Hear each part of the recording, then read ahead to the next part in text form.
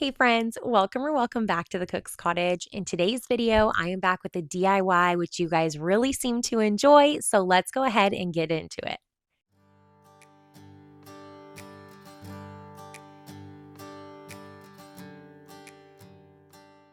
So when I did my kitchen makeover video, I had mentioned you guys that I was keeping my eyes peeled for a new pantry. And by new, I mean like I wanted a 150-year-old wardrobe that was aged and weathered and had so much of a story to tell behind each one of those paint chips.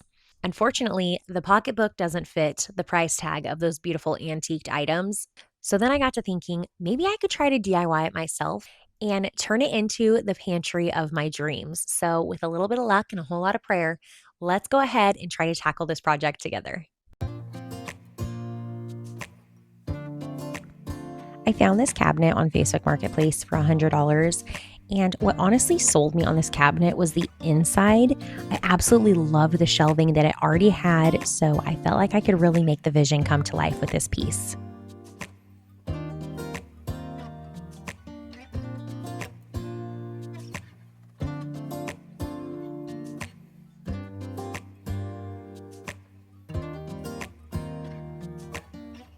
As I was stirring up the paint, I could hear little pitter patters coming down the hallway, and sure enough, it was Paisley. Anytime that she sees me painting, she's always like, "Mom, can I help?"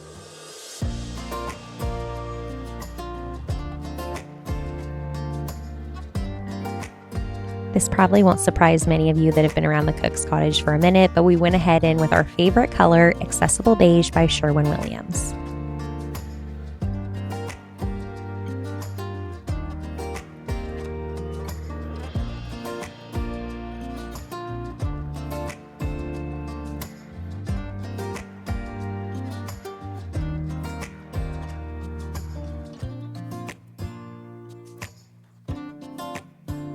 I ended up doing 2 coats of paint total on this cabinet, and I know some people are not going to love this, but I did go ahead and paint over the hinges because I wanted a uniform distressed look that you guys are going to see in just a moment here. And I also went ahead and removed the knobs that are currently on there and put on some wooden doorknobs.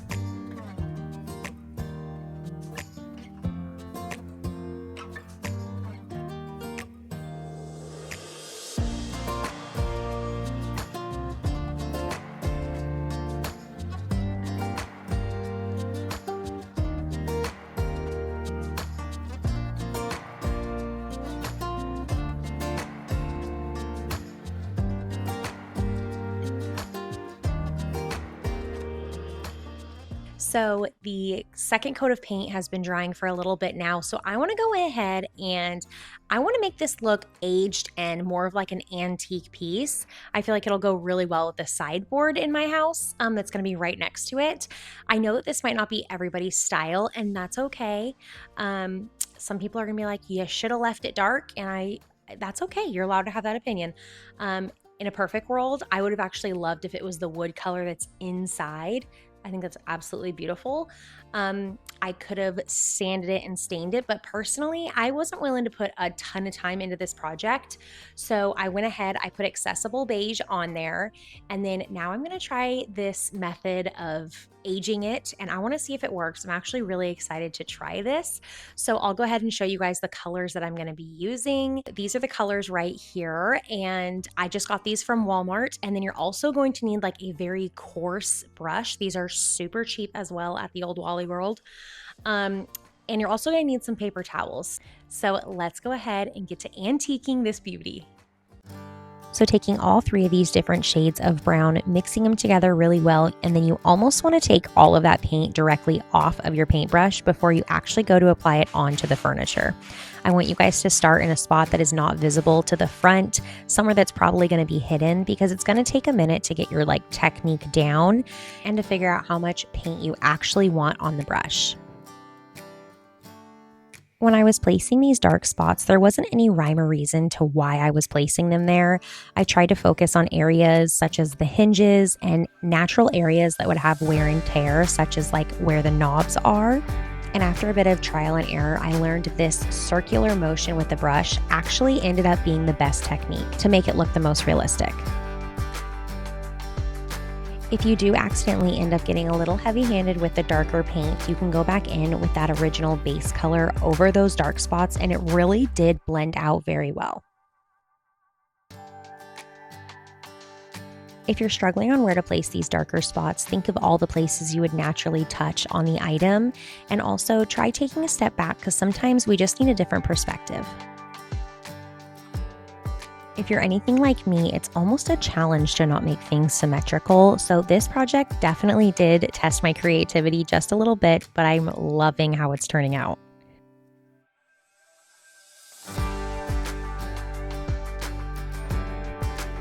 I asked my husband for his opinion on this, and I was like, is it giving 150-year-old vibes, or is it giving like I'm dirty? And he's like, it's giving I like creamer in my coffee. So whatever that means, great.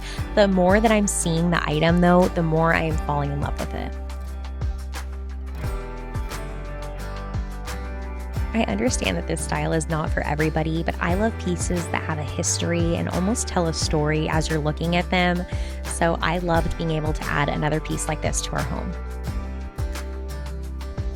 Unfortunately, the doorknobs had still not arrived yet, but that's okay.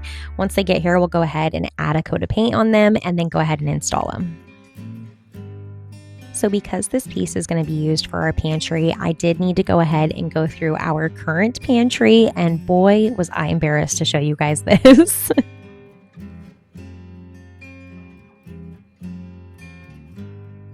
Once again, my little helper decided that she needed to come and help mom, so I went ahead and let her go ahead and tackle this project with me.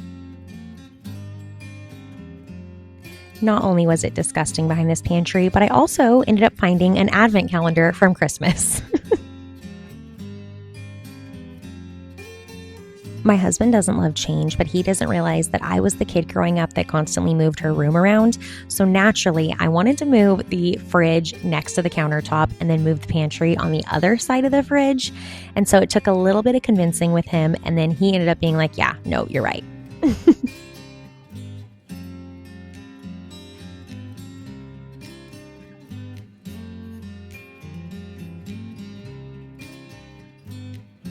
I went ahead and filled up the pantry, but I couldn't believe how much more room there was in this. The depth on it is significantly deeper than our old pantry.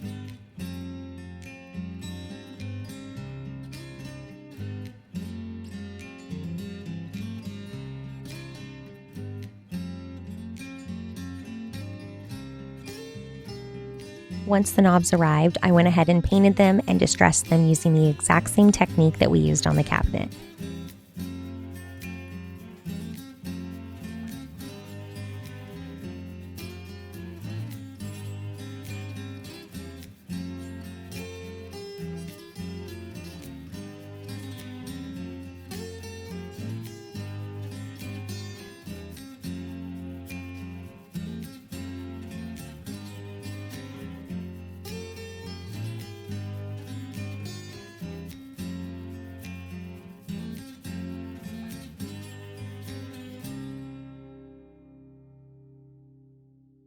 I want to thank you guys for taking the time out of your day to watch my video. If this is a video style that you guys like, go ahead and give it a thumbs up. It lets me know what kind of content you guys want to see more of in the future. And if you haven't already, we would love to have you guys at the Cook's Cottage, so please consider subscribing. That's going to do it for this one, and I'll see y'all in the next one. Bye. Don't forget to like and subscribe.